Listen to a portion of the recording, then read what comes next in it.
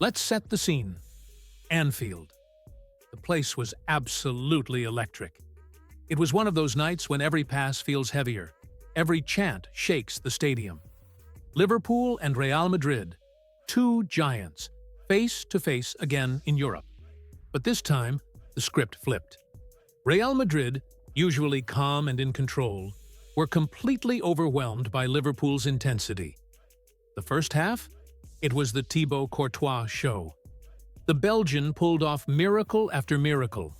Reflex saves, close-range blocks, you name it. He was on another planet. But up front, nothing worked. Vinicius tried to make something happen, Mbappé disappeared, and the team couldn't break free from Liverpool's press. And that's when Thierry dropped his now viral comments. On CBS Sports, Henry said, "Vinicius had the full back in his hands early in the game, and then he let him breathe. Why let him breathe?" And he's got a point. In big games, when you've got your opponent on the ropes, you keep pushing until they crack. But Vinny backed off, and according to Henry, that's where the mental battle was lost. Still, here's what most people missed. Despite all the criticism, Real Madrid's best chances actually came from Vinicius Jr.'s feet. He was the one creating danger when everyone else was stuck. Meanwhile, Kylian Mbappé just couldn't get into the game. He looked completely lost. No space, no rhythm, no answers. So yes, Henry had a point about Vinicius's decision-making, but it's also true that he was carrying the team's creativity almost alone. Henry wasn't questioning his talent, he was questioning his game reading, his timing, his maturity. When to accelerate, when to slow down, when to kill the match. That's the difference between a star and a legend.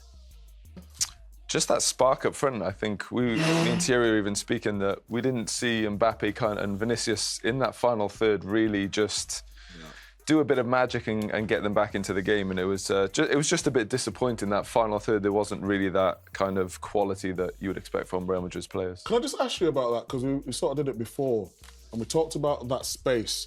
With the pace that Vinicius has, we've seen Mbappé do it, and we've seen Vinicius do it, but why are they stopping so much? It's frustrating. I think it just complicates things maybe. I think sometimes you just need to knock it and test the defender. They're clearly quicker than anyone on that field. So, yeah, only I guess they can answer those questions. But I think maybe they don't do it, maybe because there's not someone else in the box waiting for the crosses. Maybe you need that focal number 9 where no, but it could be a bit difficult. We talked about it before, Gareth. I do not understand. You have to play what you have in front of you. You have to play the moment. And even if there is no one in the box, as you said, at least the team went 30 yards back.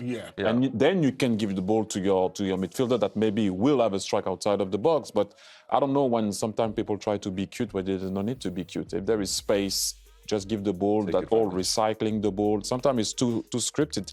You have a go. At the beginning, for example, we talked about it. Vinicius Jr. had Conor Bradley in the first 5 to 7 minutes. And then you let him breathe. Why do you let him breathe? Have a go up until he gets a yellow, then he can't defend the same way, but it didn't happen. But what's it like, though? Because we talked about a left-footer playing on left. You played up front, but on that left-hand side, and you would go both ways.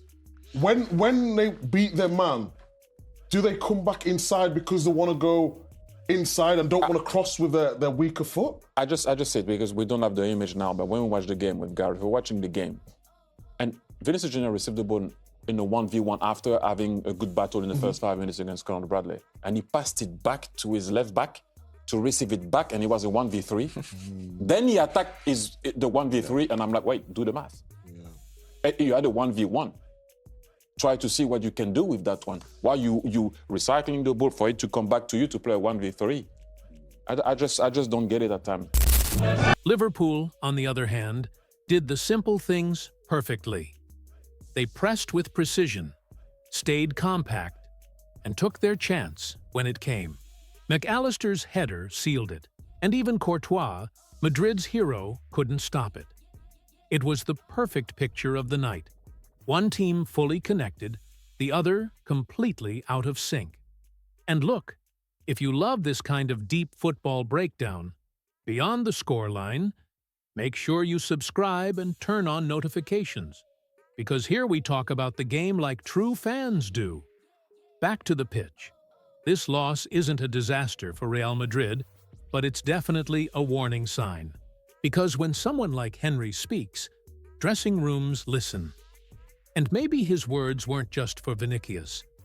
Maybe they were for the entire team. Wake up. Champions League nights demand more than talent. They demand attitude.